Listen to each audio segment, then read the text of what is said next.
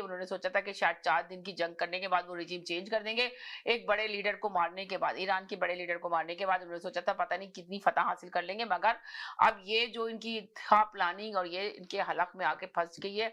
अब कुछ नहीं हो रहा। इधर दिखाया जा रहा है कि आपने देखा कि अभी तो मुस्तकिल पूरे मीडिया पे और चैनल पे यही बातें चल रही हैं कि बताएं कि इस जंग के बाद क्या होगा हाल।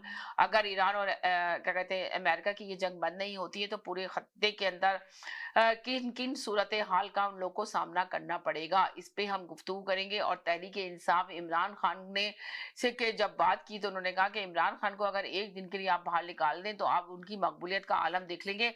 हाँ, अब तो अगर उनको बाहर आना होगा तो वो अदालतों के फैसलों से आएंगे, अवाम के एहतजाज के फैसलों से नहीं आएंगे। इसलिए कि अभी आप देख रहे हैं पूरी दुनिया के हालात क्या हैं। अब हम रिक्वेस्ट करते हैं कि इमरान खान को एक दिन के लिए आप बाहर निकालें, फिर अवाम का क्राउड देखें और जोश और वलवला देखें। तो उसने कहा, एंकर ने कहा कि भाई यही तो डर है इनको, हुकूमत को इस वजह से तो बाहर नहीं निकालेंगे। तो अब इतना डरने की बात नहीं है। हुकूमत को चाहिए कि एक दफा एक दिन, जिस तरह पीटीआई की तहरीक इंसाफ के लोग कह रहे हैं और लोग कह भी रहे हैं कि तहरीक इंसाफ खत्म हो चुकी है, पीटीआई खत्म हो चुका है, इमरान खान का नाम खत्म हो जाएगा आहिस्ता आहिस्ता करके, तो आप बाहर निकाल दें इमरान खान को, अदालतों के जरिए फैसला करें, उसको बाहर निकालें, तो फिर देख लें दूध का दूध पानी का पानी आप लोगों के सामने आ जाएगा। ये मेरा टॉपिक नहीं है, मगर मैंने ऐसी आपसे डिस्कशन कर रही हूँ कि अगर इस पे भी बात करना चाहते हैं तो जरूर करें। तो चलें जी, सैयद भाई आप बोलें क्या कहेंगे। अस्सलाम वालेकुम, क्या हाल है, कैसे हैं आप जी? वालेकुम सलाम। कैसी हैं आप? ठीक है। बिल्कुल ठीक समीना जी, ये तो बहुत ही ज्यादा कॉम्प्लिकेटेड हो जा रही है वॉर। जी। बहुत सी ज्यादा कॉम्प्लिकेटेड हो जा रही है, ठीक है ना। अब मसला ये नहीं है, मसला ये ईरान, देखिए नकल के लिए भी अकल की जरूरत होती है। अगर कोई ये मुझे कहे कि ईरान जो है वो अकेला नहीं लड़ रहा, उसके साथ चाइना और रशिया है, मैं फिर ये कहूंगा कि हिम्मत तो है और उसने जी और ये हिम्मत किसी ने दिखाई नहीं, वाकई सही बात है, किसी ने नहीं ठीक दिखाई, है ना। मानने वाली बात है जी। तो अगर चाइना और रशिया हेल्प कर रहा है या जो भी मदद कर रहा है उसकी, तो वो तो डिजर्विंग है।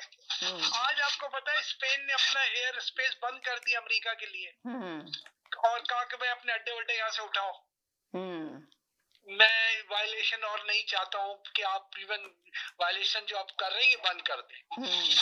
इसके अलावा जो कल और 2 दिन से जो अमेरिका के प्रेसिडेंट के खिलाफ जो बातें हो रही है, यूएस के अंदर जो डेमोन्स्ट्रेशन हो रही है, वो भी पीक पे पहुंच रही है। वो भी इस वॉर के अगेंस्ट में है, बिल्कुल अगेंस्ट में, ठीक है।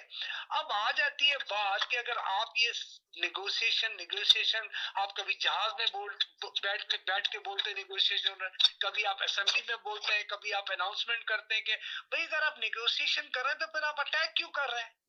आपने उनके प्लान्स उड़ा दिए, उनके यूनिवर्सिटी उड़ा दी, उनके आप ये कर दिया। तो आप सीज फायर करके नहीं, देखिए दुनिया का उसूल है कि अगर आपने नेगोशिएशन करना है सीज फायर करे सबसे पहले। जब सीज फायर नहीं है तो नेगोशिएशन एक ड्रामा है।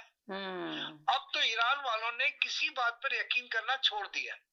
बहुत मुश्किल से पाकिस्तान के ऊपर उन्होंने भरोसा किया है।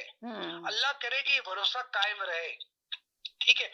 लेकिन एक बात मुझे समझ में नहीं आई कि आपने 6 या 4 फॉरेन मिनिस्टर्स को अपने मुल्क में बुलाया एक मीटिंग के लिए, ठीक है, लेकिन अभी तक कोई जॉइंट स्टेटमेंट नहीं आया है किसी का भी। देखिए जॉइंट स्टेटमेंट का मुराद होता है कि हम इस बात पर एग्री हुए या ये बात डिस्कस की गई है और इस बात को हम आगे तक पहुंचाएंगे, ये नुकात है, ठीक है। चाइना डिनाई कर रहा है कि हमें ये 15 पॉइंट्स ना तो मिले, ना तो हम इन 15 पॉइंट्स को मानते हैं।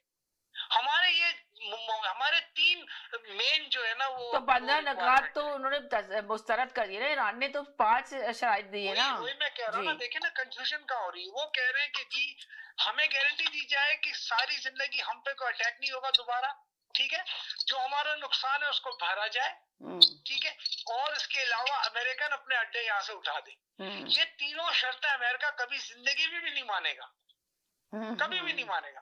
अब ये वही मसला हो गया कि इमरान खान को भी एक कदम पीछे जाना है, हुकूमत को भी एक कदम पीछे जाना है, ईरान को एक कदम पीछे हटना पड़ेगा, अमेरिका को भी एक कदम पीछे हटना पड़ेगा, तब तो जाके कहीं बात होगी।